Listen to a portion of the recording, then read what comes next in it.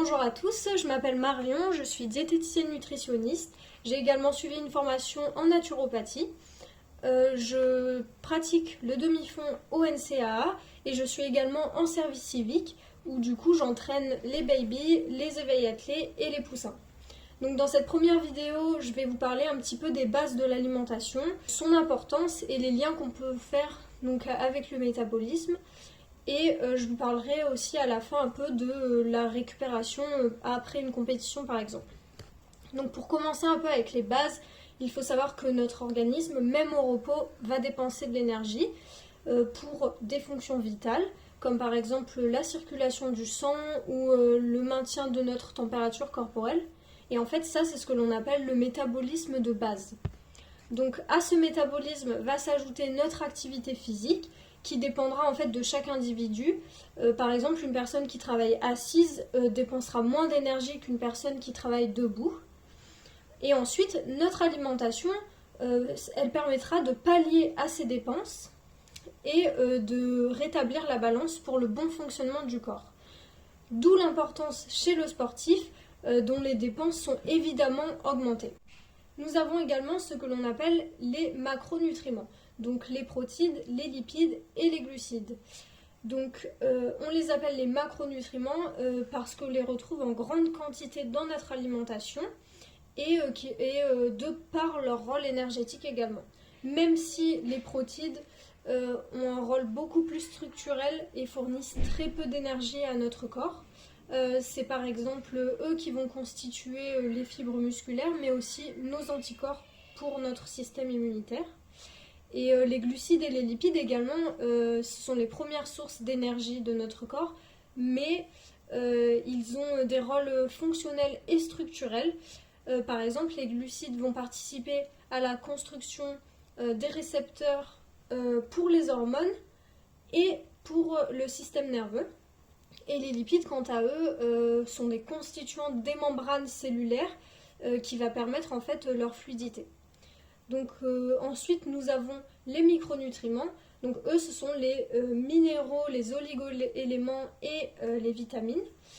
Ces derniers, ils n'ont aucun rôle énergétique, mais ils sont très importants et ne sont pas à négliger. Donc passons maintenant à l'utilisation de l'énergie. Donc en fait, dès qu'on va commencer à faire un effort ou notre entraînement, nos muscles vont évidemment se mettre en marche et utiliser de l'énergie. Donc en fait, cette énergie, elle est stockée sous forme de réserve que l'on fait via notre alimentation. Il existe plusieurs types de réserves que les muscles vont utiliser. Donc on a sous forme, les graisses, donc que l'on peut retrouver dans le muscle et aussi dans le sang. Et on a les glucides qu'on va retrouver également dans les muscles sous forme de glycogène et dans le sang sous forme de glucose. Mais du coup, comment est-ce que notre corps va choisir où est-ce qu'il va puiser l'énergie nécessaire à l'effort? Et bien en fait ça dépendra de la durée et de l'intensité de l'effort. Donc pour résumer et pas trop rentrer dans la physiologie, en fait plus l'effort est à basse intensité, plus les graisses et leur utilisation vont prédominer. Et au contraire, plus l'effort sera à haute intensité, plus les muscles vont utiliser les glucides. Passons maintenant aux micronutriments. Donc comme j'ai dit un peu plus tôt, les micronutriments, c'est les minéraux, les oligo-éléments et les vitamines. Donc en fait, leur importance, elle est vraiment fondamentale dans beaucoup de processus physiologiques. Par exemple, on a le calcium, qui lui va être très important dans le déroulement des contractions musculaires. Et le calcium, on va le retrouver dans les choux, les amandes par exemple. Ensuite, on a le fer que vous connaissez tous, qui va aider le transport de l'oxygène des poumons vers les tissus. Et lui, on va le retrouver dans les légumes secs, les céréales, la viande, le poisson. Et puis pour un dernier exemple, on a par exemple aussi le sélénium, qui lui va être très important dans la réponse immunitaire et aussi contre l'inflammation. Et alors là, le sélénium, on va le trouver dans les légumes secs par exemple ou encore les champignons. Et en fait, les micronutriments, notre corps, il ne sait pas les fabriquer. Donc c'est là qu'une alimentation équilibrée et diversifiée va avoir toute son importance. Et maintenant, parlons un peu de l'hydratation.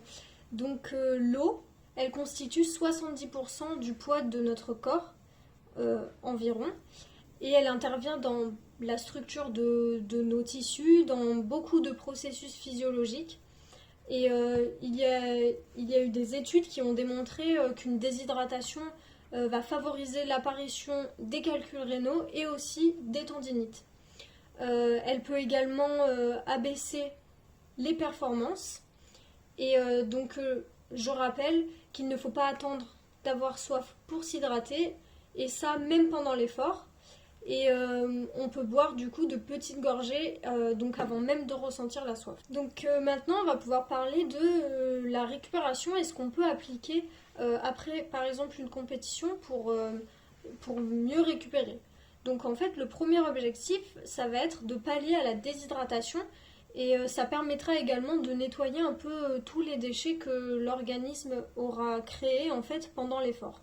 Donc ce qu'on peut faire, c'est qu'on peut allier une boisson riche en bicarbonate, donc on a par exemple la ceinture, avec une boisson glucidique. Et en fait, cette combinaison va permettre d'accélérer la réhydratation. Ensuite, on va pouvoir passer à la prise d'aliments riches en potassium. Donc on a les bananes, les fruits secs, et aussi riches en sodium. Donc le sodium, c'est le sel en fait. Et ça va permettre de pallier aux pertes en ces deux minéraux qui sont extrêmement importantes lors des efforts. Ensuite, un deuxième objectif, ça va être de refaire en fait les stocks de glucides. Donc pour ça, il va falloir privilégier les légumes secs. Donc on a les lentilles, les pois chiches, et on peut aussi privilégier les dérivés du soja, donc comme le tofu par exemple, qui est très intéressant d'un point de vue protéiné, mais également glucidique. Et ensuite on a évidemment les féculents, donc comme le riz, les pâtes, la pomme de terre. Et ensuite on a également la possibilité de prendre des BCAA. Donc les BCAA, c'est ce qu'on appelle les acides aminés branchés. Les acides aminés, c'est ce qui compose les protéines, et les protéines, c'est donc ce qui compose les muscles. Et en fait, ça va permettre de contrer un peu la dégradation des muscles qui a été occasionnée pendant l'effort. En fait, il a été démontré également qu'il vaut mieux prendre dans la soirée après la course, parce que c'est pendant le sommeil que l'hormone de croissance, qui répare les tissus, a une plus haute sécrétion, et donc l'effet réparateur sera augmenté. Et voilà, donc j'ai essayé dans cette vidéo d'évoquer un peu des notions liées au métabolisme. Ça me paraît important en fait pour comprendre les rôles et l'importance de l'alimentation. Dans la prochaine vidéo, je vais vous parler un peu et vous donner des conseils pour une alimentation à la reprise du sport, surtout dans cette période après le confinement où les entraînements ont été un peu saccadés et compromis. Je voulais remercier Thomas qui m'a proposé de faire ces vidéos. J'espère que ça vous plaira. Si vous avez des questions, n'hésitez pas. Je suis disponible soit dans les commentaires ou alors en message. Et à bientôt.